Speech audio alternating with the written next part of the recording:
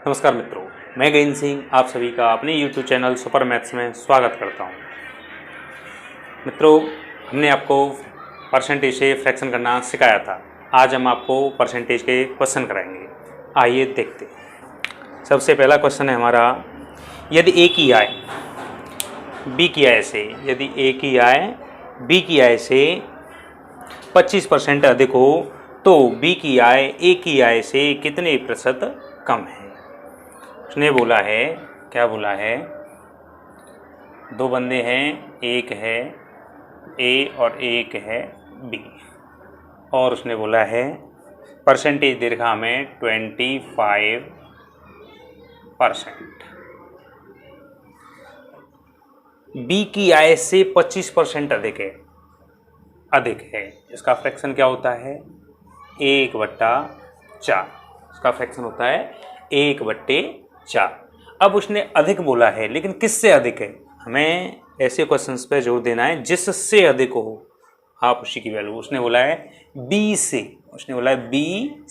तो बी से हमने बताया जो नीचे वाली वैल्यू होती है वो जिससे बोलेगा उसकी वैल्यू होगी, और ऊपर वाला जो 1 है वो इसका कितना परसेंट है। ये नीचे वाली होती है टोटल वैल्यू। क्या बोलते हैं इसे? Total value. टोटल वैल्यू का 25% कितना होगा? 1 होगा। तो इसका हमने मान लिया, उसने बोला है बी से, तो बी की वैल्यू मानेंगे हम कितनी है? 4। अब बी से कितना अधिक है? 25% अधिक है। उसने बोला है ए की आय बी की आय से 25% अधिक है, तो ए की आय कितनी हो जाएगी? 4 ये, और 4 का 25% हो गया 1, तो इन दोनों को प्लस करेंगे तो कितनी हो जाएगी? 5। तो ए की आयु कितनी हो जाएगी? आय 5 हो जाएगी। अब देखिए, हमें ए का भी मालूम पड़ गया, बी का भी मालूम पड़ गया। अब उसने हमें पूछा है तो बताइए कि बी की आय ए की आय से कितने परसेंट कम है। पहले तो हम इनका दोनों का अंतर निकालेंगे। अंतर कितना है? 1। इन दोनों की आयों का अंतर कितना है? 1। वो 4 कमा रहा है, ये 5 कमा रहा है, तो अंतर हो गया 1। अब उसने पूछा किससे है? उसने पूछा है ए की आय से। बोला है ए की आय से, तो इससे कंपेयर करा रहा है वो, तो हम इससे कंपेयर करा है तो हम भी कंपेयर कर देंगे। अंतर 1 किससे? ए से, मल्टीप्लाई 100 कर दिया। या आप डायरेक्ट ही 1/5 किसका परसेंट होता है आप ऐसे भी निकाल सकते हो, 20% का, या आप इससे ऐसे काटोगे, ये हो गया 20 का आंसर हो गया 20% क्या है? कम है। ए की आय से कितना कम है? बी की आय 20%। चलिए मित्रों, अब करते हैं नेक्स्ट क्वेश्चन। अगले क्वेश्चन की ओर चलेंगे। एक तरीका और है इसका, अगर आप चाहो तो मैं उसे भी करा दूं। इसका करने का तरीका होता है, उसने बोला था 25% अधिक है, तो माना जैसे हमने मान लिया ए और ये है बी। अगर बी की आय हो 100 तो इसका 25% कितना हो जाएगा? 125 बन जाएगा। तो ए की आय कितनी होगी? 125। अब इन दोनों का डिफरेंस निकालेंगे, कितना आ गया? 25। अब इसको हम रेट करेंगे 25 किससे? ए से। उसने बोला ए से, तो ए को ले लेंगे यहाँ पे और मल्टीप्लाई कर देंगे किसका? 100। तो देखो 25 पंजे 125, और 5 से इसे काटेंगे कितनी बार? 20 बार। फिर भी हमारा आंसर जाएगा 20% कम है बी की आय। ओके फ्रेंड्स, आपको जो भी मेथड अच्छा लगे आप उससे कर सकते हो। ठीक है, क्वेश्चन नंबर अगला है हमारा, क्वेश्चन नंबर 2 है, यदि ए की आय बी की आय से 20% अधिक है तो बी की आय ए की आय से कितने प्रतिशत कम है? बिल्कुल सेम है। उसने भी बोला है एक ए और यहाँ है बी, और कितना परसेंट अधिक है? 20% अधिक है। तो आपको बस यही देखना है 20% अधिक है किससे? बी की आय से। तो बी की आय हम कितना मानेंगे? या फ्रैक्शन से करा देते हैं। इसका हो गया 1/5, तो बी की आय से मतलब बी की आय कितनी हो गई? 5 हो गई, और ए की आय 20% अधिक है। 20% मतलब 1, 5 का 20% 1 हो जाएगा। जो भी वैल्यू पूछी हो, जो भी वैल्यू वो देता है वो ऊपर वाली वैल्यू होती है, ठीक है ना। तो 20% अधिक है, तो अगर बी की वैल्यू हमने ये मानी है तो इसमें एक और ऐड करेंगे तो कितना हो जाएगी? ए की वैल्यू 6 हो जाएगी। अब इन दोनों का डिफरेंस कितना हो गया? 1। दोनों का अंतर आ गया 1। अब उसने पूछा है ए की आय से, तो ए की आय कितनी है 6 है, तो हम ए की आय से लगा देंगे कितना परसेंट हो गया, या आप डायरेक्ट ही 1/6 कितना होता है 16 से 2/3, तो ऐसे कर लेना, इसका हो जाएगा 16 सही 2/3%। और आप काटो तो वैसे काट के भी देख सकते हो, 2 से काटेंगे इसे, ये हो जाएगा 50, ये हो जाएगा 3 का भाग देंगे 16 बार से 48, बचेगा 2/3%। ठीक है मित्रों, दोनों ही मेथड हैं, इसे भी उस मेथड से कर सकते हैं। अगर ऐसी कंडीशन आई तो आप 100 मान के भी कर सकते हो। देखिए 100 मान के करते हैं तो ये हो जाता, बी की वैल्यू मान लेते हैं 100 और ये होता 120, दोनों का अंतर कितना हो गया 20/120 मल्टीप्लाई 100। आप ऐसे भी कर सकते थे, 20 है, ये कट गया और ये कट गया से, तो 100/6 वही आ गया 16 सही 2/3%। अब क्वेश्चन नंबर थर्ड को देखेंगे। क्वेश्चन नंबर थर्ड कह रहा हमारा, चीनी की कीमत में 10% की वृद्धि होने पर एक गृहिणी अपनी खपत को कितने प्रतिशत कम करे कि उसका कुल खर्च न बढ़ने पाए। जब हम चीनी पहले लाते थे, अब उस चीनी का मूल्य 10% बढ़ गया। जब 10% चीनी का मूल्य बढ़ा है तो जनरली सी बात है हमारा खर्च क्या हो जाएगा, बढ़ जाएगा। लेकिन हमें खर्च नहीं बढ़ाना है, खर्च वही वही मेंटेन रखना है, तो हमें क्या करना पड़ेगा, उसकी मात्रा को कम करना पड़ेगा। लेकिन उसने पूछा कितने % कम करना पड़ेगा, आइए देखते हैं। 10%, कितना 10% इंक्रीज हो गया, 10% इंक्रीज हो गया, तो हम क्या करेंगे, 10% की फ्रैक्शन वैल्यू 1/10। अब देखिए पहले मान लिया हमने, पहले था वो कितना 10 जो भी उसका प्राइस था, अब कितना हो गया, ये 10% वृद्धि हो गई, टोटल था ये 10 और 10 पे 10% की वृद्धि होगी तो कितना बढ़ गया 1, मतलब पहले 10 था, अब 1 और बढ़ गया, कितना हो गया 11, अब कितना हो गया 11। अब इसी पे उसने पूछा तो इन दोनों का डिफरेंस कितना हो गया 1, कितना बढ़ा 1। लेकिन अब हमें क्या करना है, हमें बताना है कि उसमें कितने % की कमी कर दी जाए, जो उसकी मात्रा है, उसका खर्च है, उसमें कितने % की कमी कर दी जाए जिससे कि खर्च अपरिवर्तित रहे। तो हम यहाँ करेंगे खर्च वाले को, इस वाले को, बाद वाले को से लेंगे 1/11, और 1/11 किसका फ्रैक्शन होता है 9 सही 1/11%। पहले हमने करा रखा था 1/11 आएगा तो 9 से 1/11, अगर यहाँ 1/9 होता तो 11 से 1/9% बनता है। ठीक है मित्रों, चलिए अब नेक्स्ट क्वेश्चन, अगले क्वेश्चन की ओर चलेंगे। क्वेश्चन नंबर 4 है, यदि ए की आय बी की आय से 30% कम है तो बी की आय ए की आय से कितने % अधिक है। अब ये बिल्कुल सेम उल्टा कर दिया, उसने बोला है 30% क्या है कम है, ये तो बंदे हैं, एक ए है और एक बी है, कोई भी दो बंदे हैं। उसने बोला है कि जो ए की आय है वो बी की आय से 30% कम है, तो हम 30% की फ्रैक्शन वैल्यू कितनी हो जाएगी 3/10। अब हमने बोला, उसने बोला बी की आय से, गौर देना है आपको इस चीज़ पे कि बी की आय से, तो ये बी की आय होगी, जिसकी से पूछेगा वो होगी, तो बी की आय होगी कितनी 10, बी की आय से 30% कम है, क्या कम है ए की आय, तो इसकी 10 है तो 10 में से हम 3 क्या करेंगे कम, तभी तो होगा, तो कितनी हो जाएगी 7। इसका मतलब ए की आय कितनी है 7 है। अब देखिए ए 7 और बी की आय 10। अब उसने पूछा क्या है हमें, इन दोनों का पहले डिफरेंस निकाल देते हैं हम, कितना हो गया 3, दोनों में डिफरेंस है 3 का। उसने हमें पूछा है कि बताइए बी की आय ए की आय से, किससे पूछा उसने ए की आय से, इससे पूछा है कितने % अधिक है, तो हम लगा देंगे जिससे पूछे उससे नीचे लिखो बस 3/7। 3/7 किसका फ्रैक्शन वैल्यू होता है, हम जानते हैं कि जहां डिनोमिनेटर 7 हो तो हम उसे 1/7 ऐसे कर सकते हैं, लिख सकते हैं इसे। जब 7 आता है किस में आता है, 7 डिनोमिनेटर आता है 14 सही 2/7, इसी में तो आता है।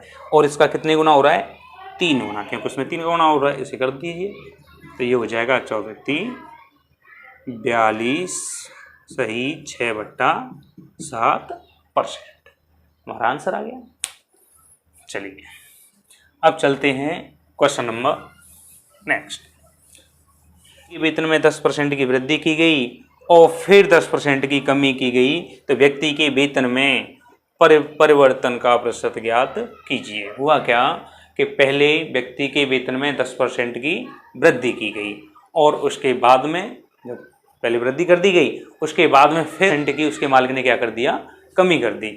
तो बताइए अंत में फाइनली उसे परसेंट में कमी हुई या वृद्धि हुई, हमें ये बताना है। चलिए आइए देखते हैं। तो मित्रों पहले 10% का इंक्रीज हुआ है और फिर 10% का डिक्रीज हुआ है। पहले वृद्धि हुई थी, फिर 10% की भी कमी हुई। तो इसमें दो चीज़ें हैं। पहले तो एक फॉर्मूला जिसे हम शॉर्ट फॉर्मूला बता देते हैं हम, x + y + xy अपॉन 100। जब एक बार वृद्धि हो और एक बार कमी हो, या दोनों बार ही वृद्धि हो या दोनों बार कमी हो, या पहले कमी हो फिर बाद में वृद्धि हो, लेकिन उनका लास्ट में फाइनली जो रिजल्ट आता है वो इस फॉर्मूले रख के आप निकाल सकते हैं। देखिए कैसे। पहले क्या हो रहा है, पहले हो रही है वृद्धि, और ये ध्यान रखना है जब वृद्धि होगी तो उसका साइन होगा प्लस का, और जब वो कमी होगी तो उसका साइन किसका होगा, माइनस का। देखते हैं, ये आ गया 10। अब यहाँ पे साइन किसका आएगा, कमी वाले का, तो कमी का आएगा -10। अब देखिए इस जगह पे क्या होगा, अब इस जगह पे अगर प्लस का भी साइन रख दो तो एक तो आएगा प्लस का और एक आएगा माइनस का, दोनों का मल्टीप्लाई होगा तो ये क्या बना देगा, जब माइनस, मतलब दोनों में अगर एक पॉजिटिव एक नेगेटिव है तो यहाँ पे हमेशा किसका मार्क आएगा, माइनस का, नेगेटिव मार्क। तो ये हो जाएगा 10 × 10 अपॉन 100। ठीक है मित्रों। अब देखिए ये 10 में से 10 गया 0, इसका तो कोई मतलब ही नहीं रहा। अब यहाँ देखो ये 0 ये 0 ये 0 ये 0 दोनों कट गए, बचा क्या, कर दीजिए 1 × 1 = 1, और ये किसका है, माइनस का। ये माइनस का साइन आएगा तो हमें मालूम पड़ेगी कमी हो रही है। अगर यहाँ प्लस का साइन आता तो मालूम पड़ जाती है हमें क्या हो रही है, वृद्धि। तो अब 1% की क्या होगी, उसे कमी हो गई। चलिए दूसरा तरीका जो हम अपना रेशियो मेथड से करते हैं, एक बार फ्रैक्शन मेथड से करके दिखाएंगे हम। देखिए इसकी वैल्यू 1/10 और इसकी वैल्यू भी 1/10। ये यहाँ पे प्लस हो रहा है और यहाँ पे क्या हो रहा है, ये माइनस हो रहा है। अब देखिए इसे अगर हम करेंगे तो पहले 10 से क्या हुआ, 10 से 11। पहले हमारा 10 वेतन था, अब हो गया 11। फिर कुछ समय बाद क्या हुआ, 10 से 1 कम हो गया, कितना हो गया, 9। अब इन दोनों का करेंगे हम मल्टीप्लाई, हम देखेंगे टोटल वेतन कितना हमारा, तो ये हो गया 10 × 10 = 100 और ये हो जाएगा 99। इन दोनों का मल्टीप्लाई यहाँ पे करो, इन दोनों का मल्टीप्लाई, और यहाँ पे किया दोनों का मल्टीप्लाई, आ गया, ये आ गया 99। अब देखिए इनके बीच का डिफरेंस कितना है, पहले हमें मिलता था 100 और अंत में आके क्या मिल रहा है हमें, 99। तो कितने का डिफरेंस है, 1 का। तो 1/100 कितने से, यहीं से तो है, ये पहले हमारा इतना मिलता था, हम ऐसे से करेंगे तो ये कितना हो गया, 1% का डिक्रीज। 100 से 99, 1% कम हुआ, इसलिए हो गया डिक्रीज हो गया, मतलब 1% की क्या हो गई, कमी हो गई। चलिए अब अगला सवाल, किसी आयत की लंबाई में 20% की वृद्धि तथा चौड़ाई में 20% की कमी कर दी जाए। एक आयत है, उसकी लंबाई में 20% की वृद्धि की जा रही है और चौड़ाई में 20% की कमी की जा रही है। तो वही कंडीशन बन रही है, एक पहले 20% की क्या हो रही है, उसकी जो लेंथ है, उसकी लेंथ में 20% की क्या हो रही है, वृद्धि, और जो उसकी ब्रेथ है उसमें 20% की क्या हो रही है, कमी। ठीक है ना, ये एल हो गया और ये भी हो गया। चलो मैं इसे शॉर्ट फॉर्म में लिख देता हूँ। लेंथ में 20% की वृद्धि और ब्रेथ में 20% की कमी हो रही है। तो आप जब मैंने बोला ऐसे 2 परसेंटेज दिखेंगी आपको, एक में वृद्धि एक में कमी, या दोनों में वृद्धि या दोनों में कमी, इस तरीके का कुछ भी आएगा तो आप पहले फॉर्मूले में डायरेक्ट रखेंगे। 20, यहाँ कमी हो रही है तो माइनस साइन 20, और फिर इन दोनों का मल्टीप्लाई अपॉन 100, और यहाँ देखो एक में माइनस है, एक में माइनस है तो माइनस, ठीक है, एक माइनस एक प्लस का है तो माइनस आएगा, ये तो कट जाएंगे यहीं पे, और डायरेक्ट ही इनसे डायरेक्ट कितना हो गया 4% की क्या हो गई कमी। आपको यही मालूम पड़ जाया करेगा, एक में यहाँ पे वृद्धि हो रही है, एक में कमी हो रही है, तो ये दोनों यहीं कट जाएंगे, डायरेक्ट इन दोनों का मल्टीप्लाई कर दो और पीछे जीरो को काट दो, ठीक है फ्रेंड्स। नेक्स्ट, अभी एक और तरीका, अभी जो अब हम फ्रैक्शन मेथड से करेंगे इसे सेम वे में, थोड़ा फास्ट करेंगे। ये यहाँ प्लस हुआ, यहाँ क्या हुआ माइनस, तो ये कितना हो गया 5 से 6 और यहाँ 5 से 4, ये बन गया। दोनों का मल्टीप्लाई करेंगे कितना हो गया 25, और यहाँ करेंगे तो कितना हो जाएगा 24। तो ये आती है यहाँ पे पहले वाली वैल्यू पहले, और ये आता है अंत में, ठीक है ना। ये विशेष ध्यान रखना है जब हम इस तरीके से रेशियो निकालते हैं, ठीक है, तो ये आता है पहले वाला, और जो साइड वाला लास्ट वाला है वो आता है अंत वाला। पहले हमने पहले 25 की वृद्धि और अब कितने की है 24, तो 1 to 1 ये एरिया है इसका, ये क्या है एरिया, क्योंकि ये लेंथ थी और ये ब्रेथ थी। हमारी लेंथ 5 से 6 हुई थी और यहाँ ये थी ब्रेथ, और लेंथ और ब्रेथ का दोनों का मल्टीप्लाई कर दिया जाएगा तो एरिया निकल आएगा। पहले एरिया कितना था 25 और अब एरिया कितना है 24। कितने का अंतर आया 1 का। अब देखो पहले 25 था, अब कितना हो गया 24, इसका मतलब 1 की क्या हुई कमी हुई। तो बस आप लगा दीजिए किस पे कमी हुई है 25 पे, और 1/25 किसका फ्रैक्शन वैल्यू होता है, ये होता है 4% का, और ये कमी है तो इसलिए मैंने साइन लगा दिया एरो। अगर एरो नीचे जाएगा तो कमी दर्शाएगा और जो ऊपर होगा तो वृद्धि दर्शाएगा, आप इसका ध्यान रखें। क्वेश्चन अगला, सेम कंडीशन में एक अगला क्वेश्चन है, उसने बोला है एक आयत की एक भुजा 20% अधिक है तथा दूसरी 10%, तो क्षेत्रफल में कितने प्रतिशत का परिवर्तन होगा। एक तो 20% अधिक है और दूसरी 10% अधिक है। अब की दोनों बार ही अधिक है। मान लीजिए कोई भी एक रेक्टेंगल है इस तरीके का, तो यहाँ पे 20%, ये जो लेंथ है इसकी ये भी अधिक है, और यहाँ पे जो ब्रेथ है उसकी ये भी 10% क्या है, ये भी अधिक है। तो अब उसने पूछा है कि कुल मिलाकर के कितने % का परिवर्तन होगा। तो हम डायरेक्ट लिखेंगे ये भी प्लस का और ये भी प्लस का, तो 20 + 10 प्लस, अब तो प्लस का ही आएगा, दोनों साइन सेम है, तो 20 × 10 अपॉन कितना हो गया 100। ये दोनों क्या हो जाएंगे कट जाएंगे, ये दोनों ऐड किए 20 + 10 30, तो ये हो गया, और प्लस ये यहाँ मल्टीप्लाई करेंगे 2 × 1 = 2, तो कितना हो गया 30 + 2 कितना हो गया 32। ये आपका आ गया आंसर।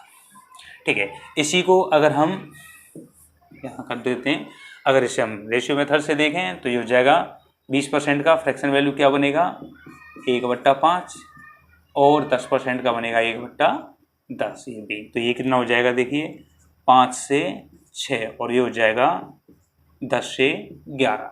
दोनों का मल्टीप्लाई करेंगे, एरिया है तो हो जाएगा 50, और यहाँ पे करेंगे तो ये हो जाएगा 66।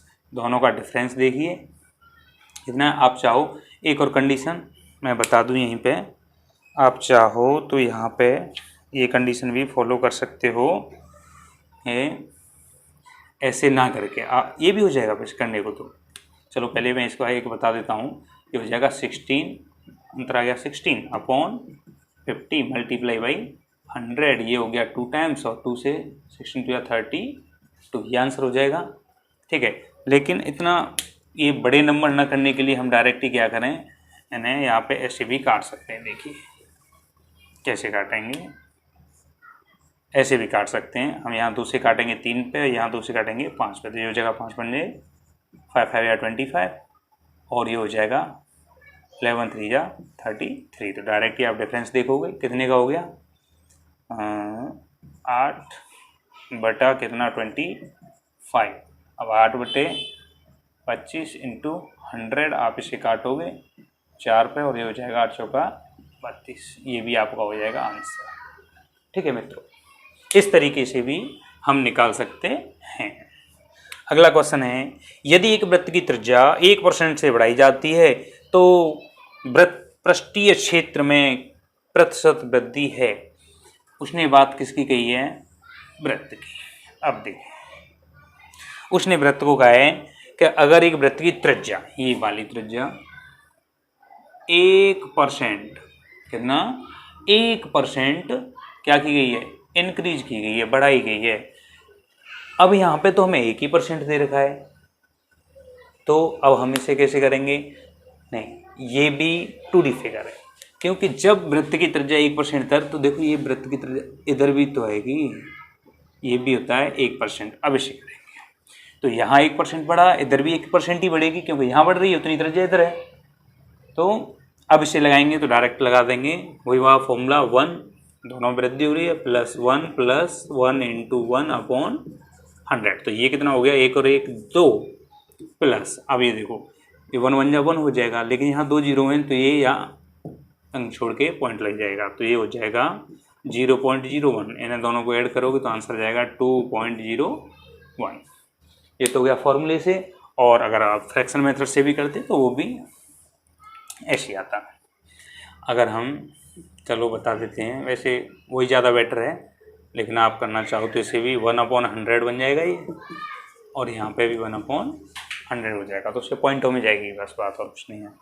दोनों में प्लस हो रहा है तो ये भी 101, ये भी 100 से 101, इसका मल्टीप्लाई, आप इसका मल्टीप्लाई, दोनों का मल्टीप्लाई करोगे तो आ जाएगा।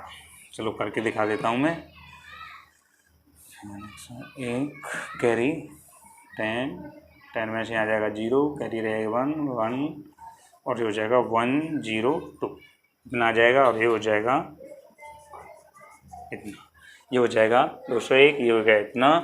तो अब इन दोनों का डिफरेंस हो जाएगा 201, तो ये करेंगे 201 अपॉन 2 3 4 मल्टीप्लाई बाई 100, इन्हें कट कर दो। अब यहाँ रहेगी 2 जीरो, तो ये 2 जीरो 2 हम छोड़ के पॉइंट लगा देंगे, हो जाएगा 2.01। ये आपका हो जाएगा आंसर। ठीक है मित्रों, अच्छा लास्ट क्वेश्चन की ओर चलते हैं। किस संख्या का 11% 33 है? उसने बोला है किस संख्या का 11% 33 है। 11% कितना दे रखा है? 33। उसने बोला 11%, उसने साफ साफ बोला है 11% 33 है। कौन सी ऐसी संख्या है जिसका 11% की वैल्यू दे रखी है उसने 33। अगर किसी संख्या का हम 11% निकालेंगे तो आंसर कितना आएगा? 33 आएगा। तो हम कह सकते हैं 11% 33 है, तो हमें क्या चाहिए? वो संख्या पूछा है, तो 100%। अब देखो ये कितने गुना है इसका, या तो आप इसमें डिवाइड कर दो डायरेक्टली, और या ऐसे डिवाइड करके देखो 11 3 11 33, इसका मतलब 3 गुना, तो आप इसका भी 3 गुना कर सकते हो। कितना हो जाएगा? 300। ये आंसर हो जाएगा। या आप डायरेक्ट 1 की वैल्यू निकालोगे।